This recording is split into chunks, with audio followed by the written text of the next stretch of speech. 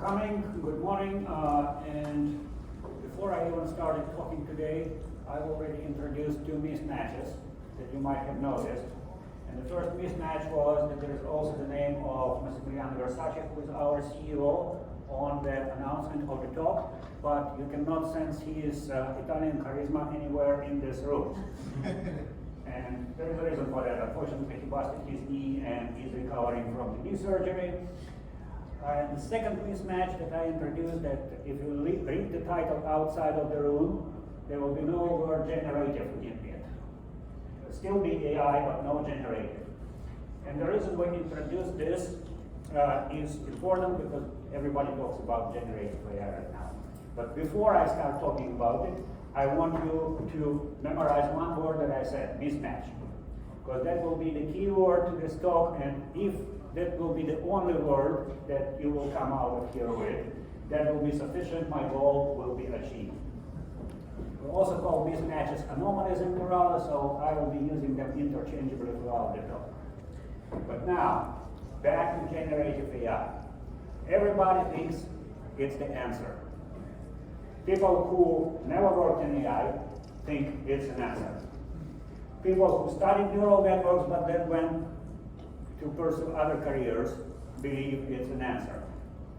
People who continue to do AI are not so clear-cut.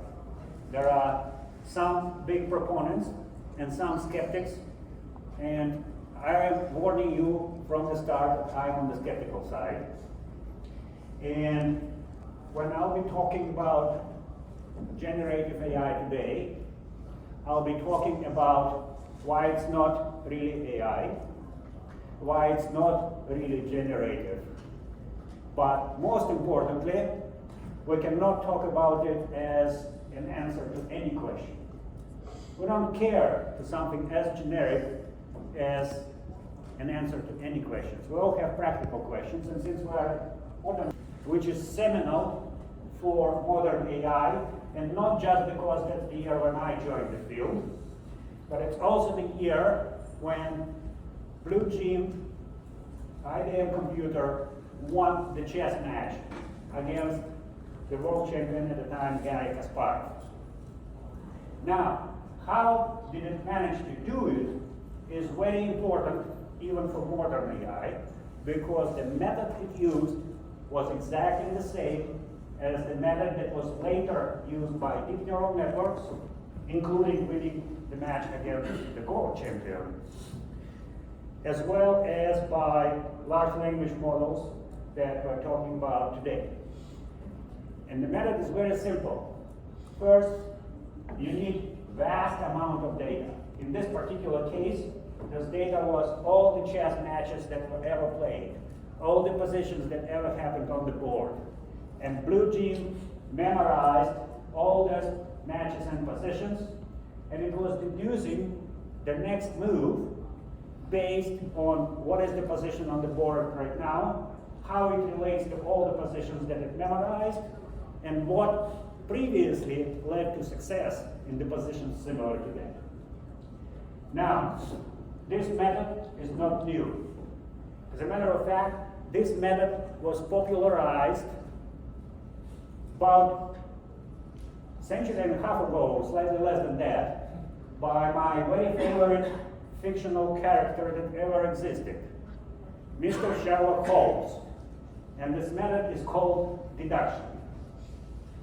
You read the stories about Sherlock Holmes, you remember that his approach to solving the crimes was know as much as you can about similar crimes and deduce the solution to the current crime that he's working on by applying all this knowledge and finding similarities between those cases. Now, here is like a little cartoonish diagram on how it works. It's like if we know that all swans are white from our vast knowledge, and we know that Daisy is a swan, therefore we can make conclusion that Daisy is white. That's how it works. It has several downsides. Downside number one, it requires vast amounts of data. Downside number two, even more important, is that the inferences that deductive method can do lies within the solution space of the original data. It it cannot really venture outside. And that is a problem. And I'll come back to it later in the talk. Now, if we bring in modern technology and deep neural networks, there is one more downside there. Since we have our solution space limited, but we don't always want it to be limited, Sherlock Holmes could read new cases and increase his knowledge. Unfortunately, deep neural networks cannot. They have a problem of catastrophic forgetting that we've been talking about for a while now, that if you want to add new data to already existing data, you need to have all the original data plus the new data and run the whole retraining process of the deep neural network. That requires vast amount of resources. So only the corporations that can afford huge amount of data, racks and racks of GPU servers, powered by rented nuclear power plant, can actually succeed using deductive method. That kind of like monopolizes AI, and to be honest, I don't really like it. I don't know how about you. So then the question is, okay, but maybe that's the way to go. Maybe we need to follow those big corporations, let them do the initial training, and then just use the results the way they suggest. So let's see a little test of time. Since 1997, what happened to Garry Kasparov? Well, he happened to be a presidential candidate, a human rights activist, and an author of several books. Now, I don't know whether those signs, especially the presidential candidacy, are the signs of intelligence, but they clearly show that his mind was not limited to chess, and he was able to improve it through the years, going into all those different fields. Looking at IBM, they had a very powerful deductive engine in their hands. One can expect that in those years, they would be able to improve this deductive engine and create an artificial Sherlock Holmes. But unfortunately, all they ended up with is Watson, and even to them, it's not dear anymore. So clearly, deductive approach has its weaknesses. Is there an alternative? Yes, there is, and known for about as long as induction is known. It's called induction. Induction starts with a very little data. That's an advantage, because everybody can use it. It can infer outside of the data it has seen. It's actually designed for that. Induction is supposed to tell you something about that it hasn't seen before. Naturally, it requires incremental learning that conventional deep neural networks cannot subserve because of the catastrophic forgetting that I mentioned. But there are other neural models that can and should and are able to provide this inductive-based system. And finally, since we are not dealing with the vast amounts of data here, we don't need vast amounts of computing power. The training can be done on the edge, not just the inference. Everybody does inference on the edge. But doing the training on the edge with deductive approach is virtually impossible. With deductive approach, easy.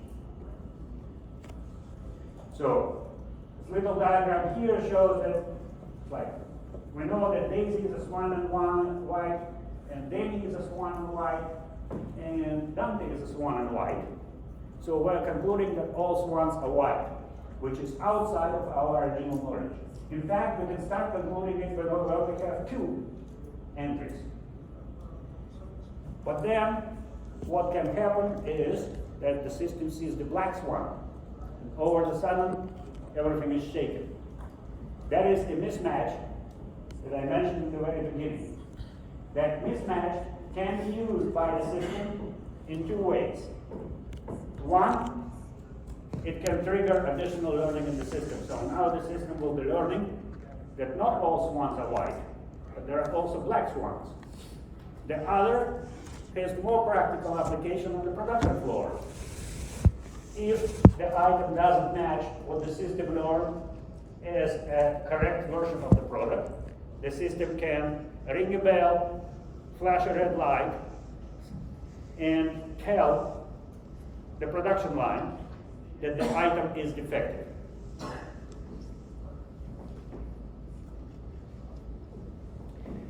So now that I talked a little bit about AI and my opinion, personal opinion, well, Neurala opinion, that deductive systems, the way that are advocated right now, are not good enough to solve problems that AI is supposed to solve. I'll talk a little bit about generative and why I think in the phrase generative AI, generative is slightly misused.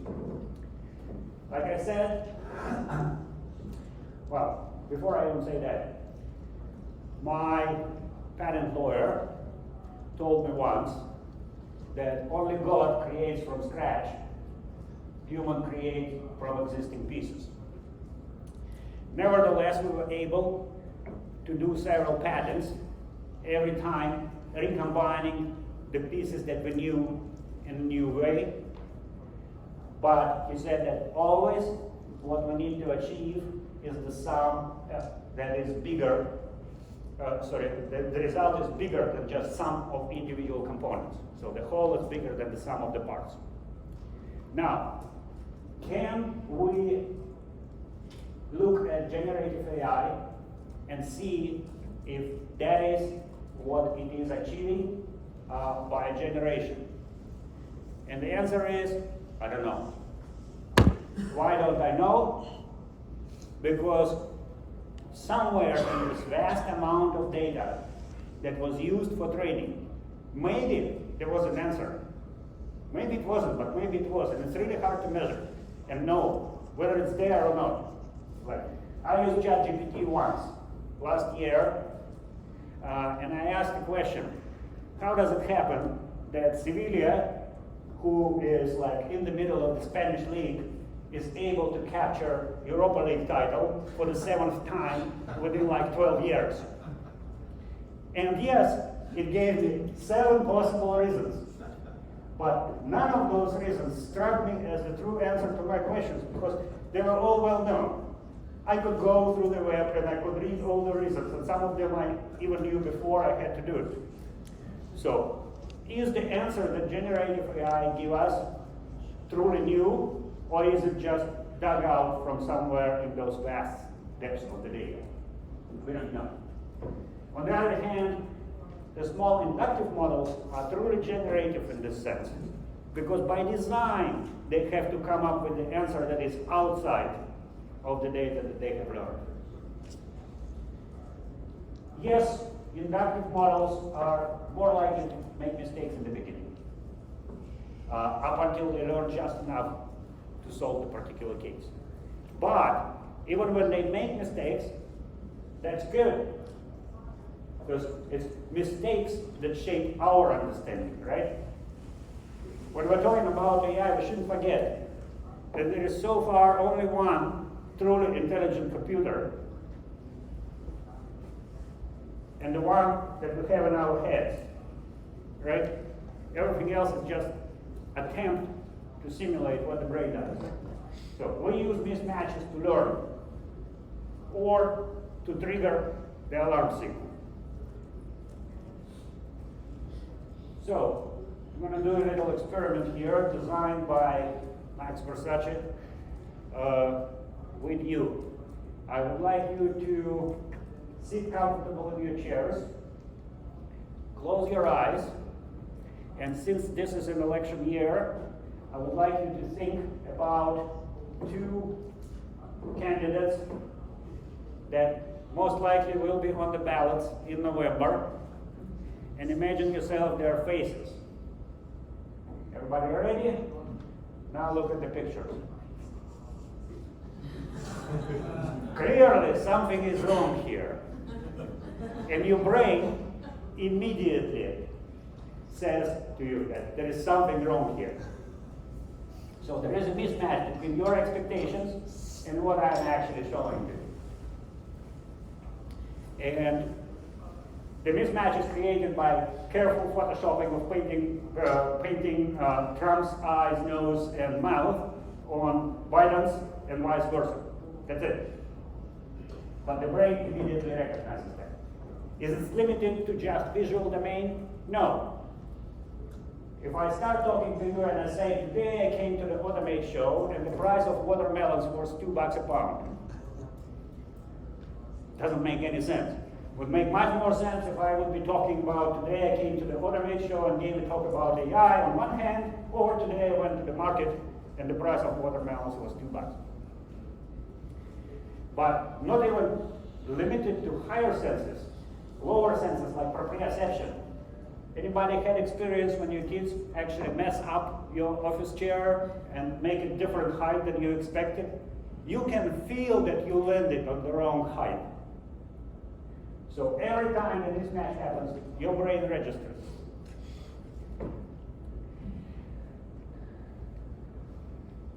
So if we look at the brain as a source of ultimate intelligence, because that's the only one we have so far, what it actually does is brings in some information, and it starts with very little shortly after birth. Yes, inductive systems are a little bit longer in this sense to reach the same accuracy as deductive systems, but they don't require a lot of data a priori. And then, basically, it learns to pay attention and learn what to expect from the environment, form the expectations, and detect mismatches or anomalies. And that's pretty much how we live and how we learn. And Neurala co-founders, we came from the computational neuroscience, so we were studying the brain before we went into AI. So we have seen experiments that show that that's how the brain does. We have thought about how to apply it to the artificial systems, and that's pretty much what Neurala has been doing over the years. So now that hopefully I at least express my opinion that mainstream AI, the way it's going right now through the deductive reasoning, might not be the right way to go, and that truly generative AI should actually generate outside of the domain of knowledge that it has rather than within the same domain. I'll get to the practical matters, and I'll start talking about the question. So what is the question that we want to answer here at the Automate show? Let's look what happens on production floors. So, recalls are expensive. Everybody knows that. We don't want to have recalls, therefore we need to have good quality control. We need to have good quality control, but there is a problem there. The younger people don't want to work in the factories and be part of this quality control. So the solution is that we are increasing the number of the visual systems, automated visual systems, in order to take over the quality control of manufacturing. So the question that we really want to answer, for which hopefully generative AI in the terms that I define them here, is the answer. How can we improve our quality control with fewer people? And the answer that we propose at Neurala is by using those induction-based AI systems that I have been talking so far. Now, that's a good point to step back a little bit. Okay, I gave you a very high-level overview, induction versus deduction. No technical details. Does it mean that I don't have any technical details? No, it doesn't.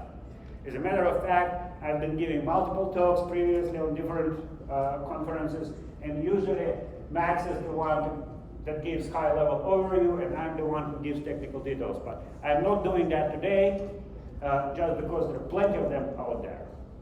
And we've been talking about it. I think the first time it was 2016 when I came to GTC, when everybody was saying, oh, deep networks. And I said, that's not enough. And since then, we were adding more and more technical details of how to create those inductive systems. So today, I'm saying generative AI is not enough. And we have the practical application of that. By now, not only math, not only experiments in the lab, but actually the product that implements those systems and allows you to use them without much of knowledge about AI, I would say. Why I'm going this way? Well, because in the search for solution on how we can improve the quality control while the human force is decreasing, AI is leading the charge. Not only AI is leading the charge, but actually neural network-based systems lead the charge. Unfortunately, most of the neural network systems out there are deep learning systems, so they dominate the field, but still, neural networks are leading. And the other aspect here is that people on the factory floor don't like to put their data on the cloud. It's not secure enough. Nobody wants to share the pictures of their defective products. You are laughing, but it's actually a big problem in the field. When we first started to talk to people in the factories, like, okay, can you give us some images so that we can train the system on the defects? And they're like, no, we can't.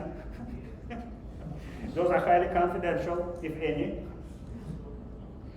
So they don't like it to be on the cloud. So while there is slight trend here of increasing of the cloud component, cloud fraction of the applications, it's probably, again, for the same reason. Most of the well-known AI systems right now are cloud systems because they require this huge computational power.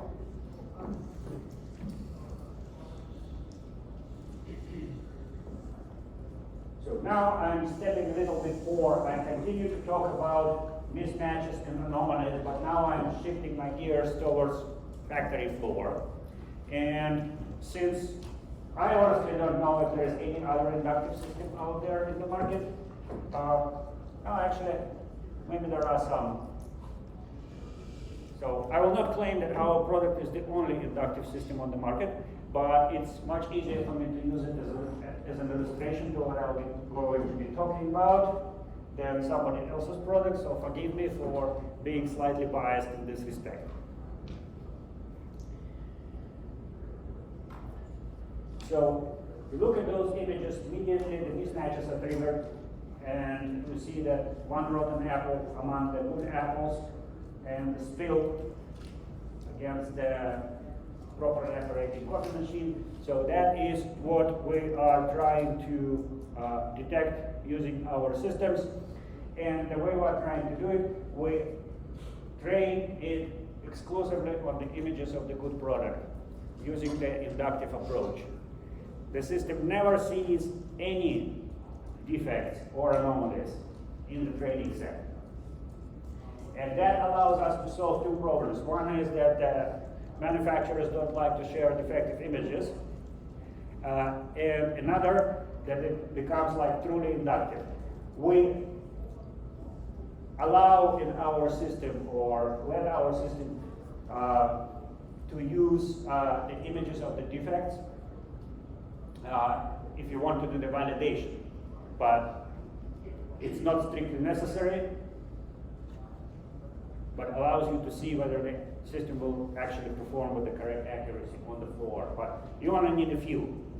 Maybe a dozen will be sufficient. And you don't even need to present all possible defects that you can have on the line, you just can present a few. So the way we try to wrap it up, we don't want everybody on the factory floor to become AI expert. So minimal AI expertise, everything is done with pretty easy to operate GUI, and we work with simple compute power. Any industrial PC will do, and later in the talk I will actually show you a couple directions that we are taking to eliminate industrial PC altogether from doing AI on the factory floor.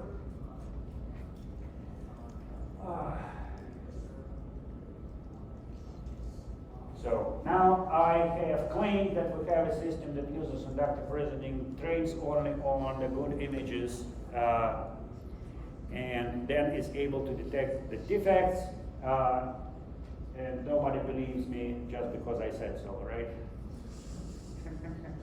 So I'm going to show you some use cases that we apply the system to, and maybe those use cases will resonate with you and will be similar to what you are looking for, and maybe we can discuss it further. So here first are a couple of videos of the demonstrations that we're running in our booth. So if you want to go more into the technical details as well as other details, please visit our booth and see. So here I'm showing an inspector that is running the inspection of the coffee cups, checking if their seal on the cup is damaged or not. And it basically does this inductive reasoning that I was talking about. It is trained on the good seals, and it looks at it, and when the seal comes up that is not good in its opinion, it just says, okay, that's an anomaly that has to be removed from production line. Similar demonstration here. We trained it on the good vials that are not broken, and on the left side you see the screen. Oops, the video is glitching. So when the vial is correct, everything is fine. When it's broken, it actually not only says that it's broken, but actually highlights where the breakage is.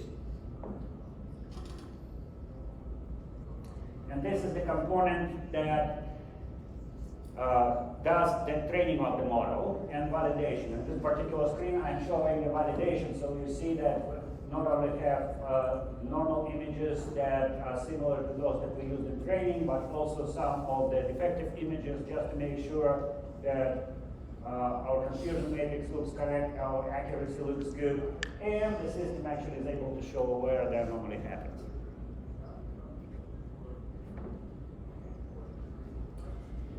And several of our customers have applied it, and in each case, the case was non-trivial to solve, not only with traditional machine vision, but also with deep neural networks, the way they are using deduction.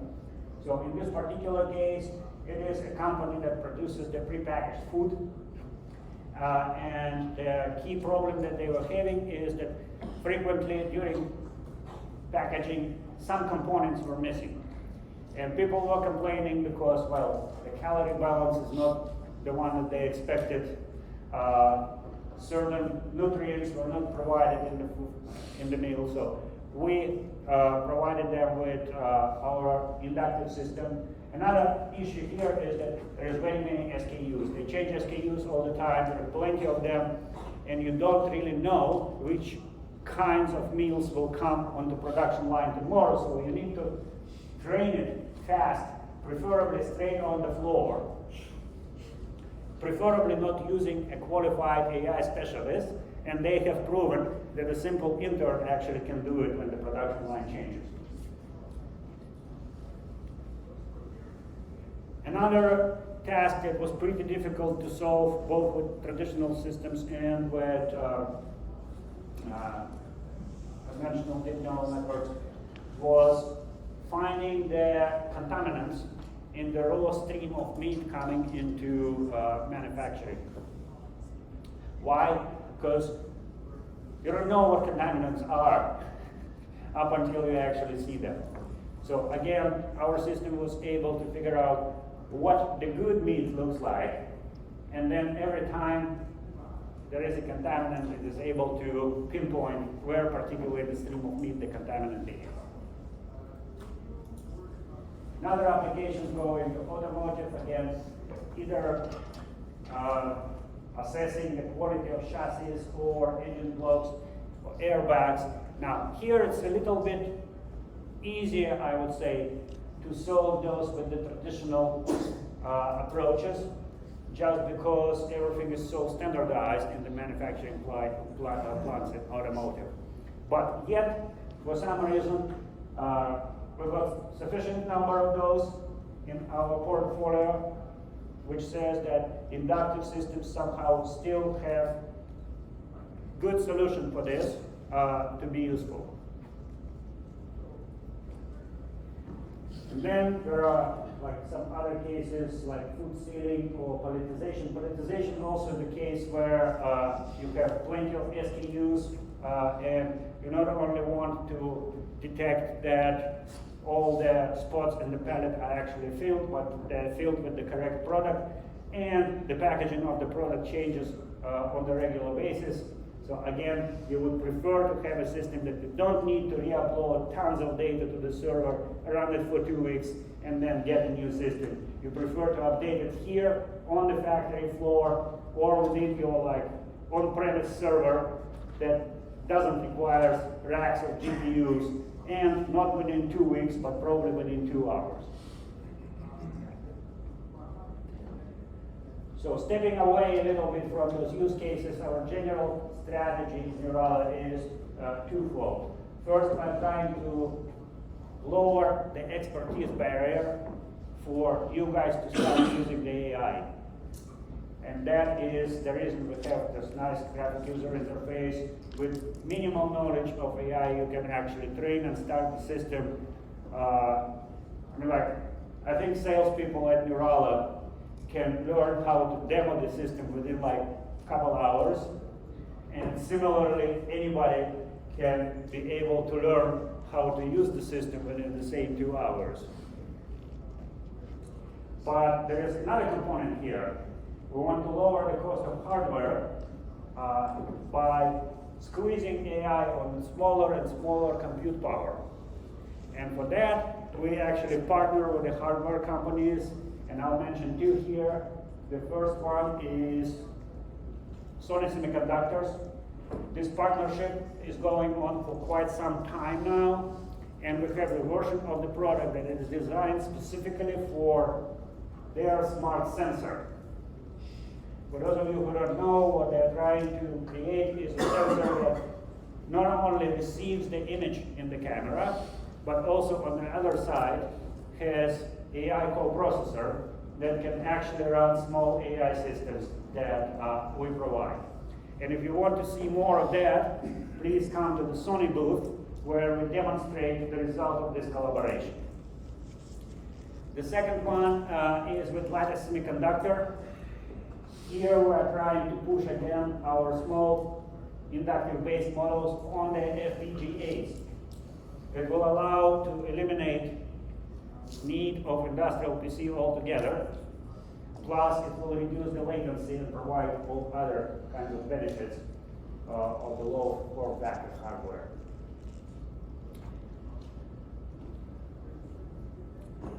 Now, so as I'm watching the AI progressing over those years, I see that it tries to emulate more and more of the brain functions that we have studied. So initially it was primarily concentrated on the static perception. Now, even the deductive models, they kind of like try to move forward towards dynamic perception and language and generating predictions.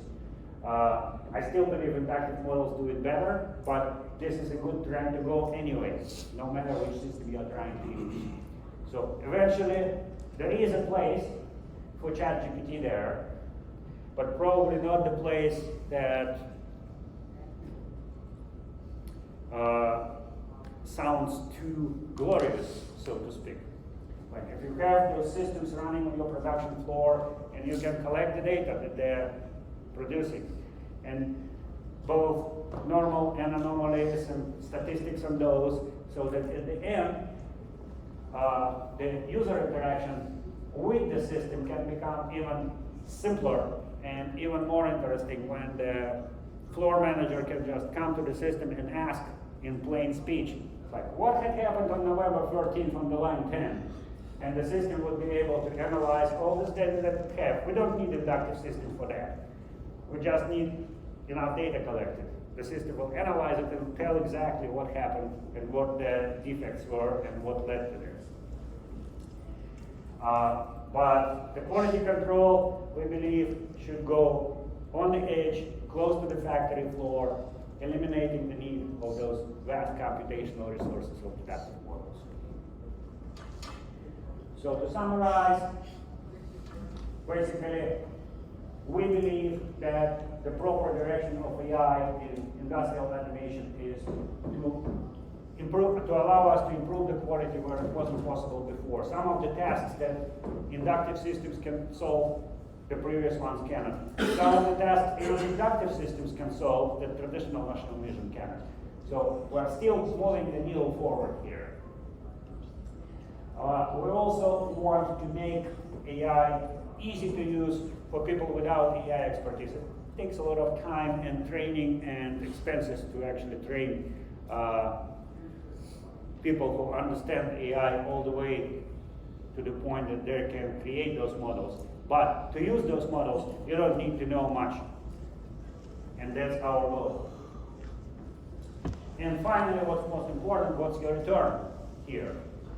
So increase the amount of product that is inspected, up to 100%.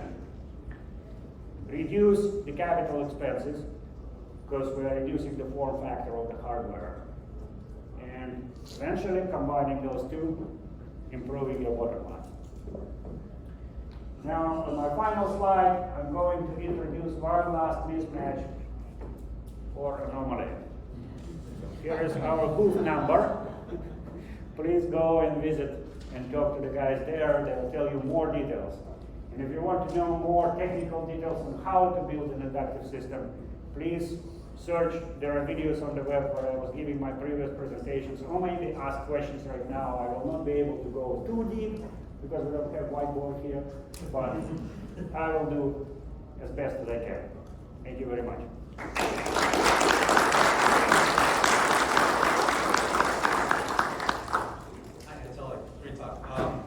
I work for SLB, which is an energy and previously oil field services company, so quality is really high for our standards.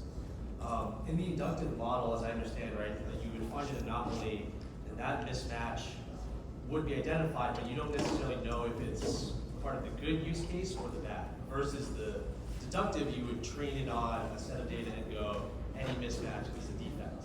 How do you see us convincing our clients to go with this inductive model, or like, how do you get away from the potential for escapes in the inductive model? So first of all, in order for the inductive model to be correct and recognize any, I was told to repeat the question. So the question was, how can I convince the customers to use inductive model versus deductive model, because inductive model naturally needs some more training in some cases.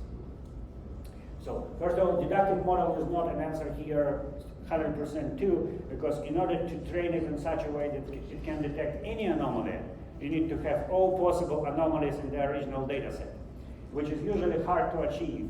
But not only that, if you compare the number of images that you have for the good product and for each of the anomalies, there is a serious mismatch here. You have plenty of images of the good ones, but very few of the anomalies. And very few doesn't really work too well with deep neural networks. You should have at least like 400. Now, how long will it take for you to collect 400 images of every possible defect? I think it's a pretty hard task. On the other hand, with inductive model, yes, it is a very, actually we have this conversation, we just had it last week in our product meeting. How much of the effort do we want to put on the shoulders of the person on the floor? Because that's where the training will happen. It's the person on the floor that should decide that, well, yes, the system says it's anomaly, but it's actually a good product, it's just a variation. So, and then this person needs to trigger and tell the system that learn this in addition to what you already have. And you answered me this question. Would the person on the floor actually want to do it? Yes, so we don't know the general answer to that. So, but the system allows this possibility. You can add new knowledge, and retraining takes minutes rather than weeks. And you don't need to keep all the previous images that you trained the system on. That's like the most important thing. Whatever you used before, You don't need it anymore when you add new data.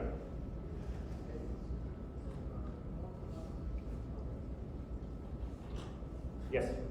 Hi, thanks so much for your talk. Question if there's any use cases that are actually not well suited for the inductive model.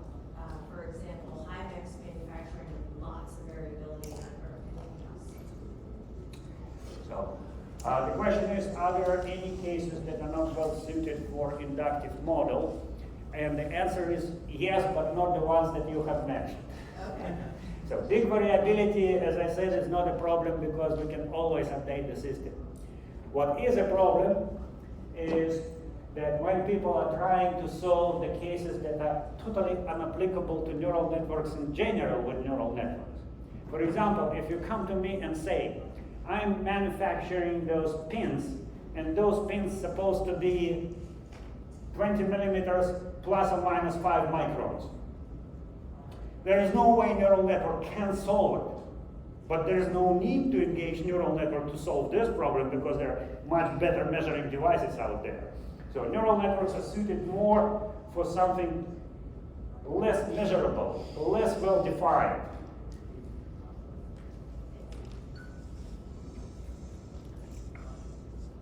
Okay, 3 more minutes on the clock, so I can take probably 1 more or 2 more. These type of models actually, what percentage of accuracy is a good accuracy? Do you have any standards for that? Which percentage of accuracy is good accuracy, and do we have any standards? I don't think there can be any standards because it all depends on the use case of the customer. And even within that, even let's say you say that the good accuracy is 99.5%, still there is some dependency on the use case here. Because, for example, if you are on the factory line, you might have a preference that even if the system thinks that it is defective, but it is not, I'd rather pull it off and make the human to recheck. It will be cheaper than to let accidental defect to pass through and then be recalled. On the other hand, in some other cases, it might be that you actually want to reduce the load on the floor, although it's hard to imagine for me. But maybe the defects that the system detects are not that important, can be considered just a variability. And then you might want to shift the balance the other way around. Don't bother the line up until you're absolutely sure that it is a defect. Let some smaller ones slip through, and it's not a big deal. And it always depends on what your goals are. And we have sliders to actually set your goals. I want all defects through unless they're absolutely defects, or I don't want any defects through. In scientific terms, like whatever you prefer, higher precision or recall. Yes? Does the model give you like a comparison score or just a yes or no? We have what we call anomaly score internally. Generally, that is not something that the customer wants to see on the production floor, so it is not reflected in the user interface. But naturally, we do make decisions based on the score. So that's something that comes out of the inductive model.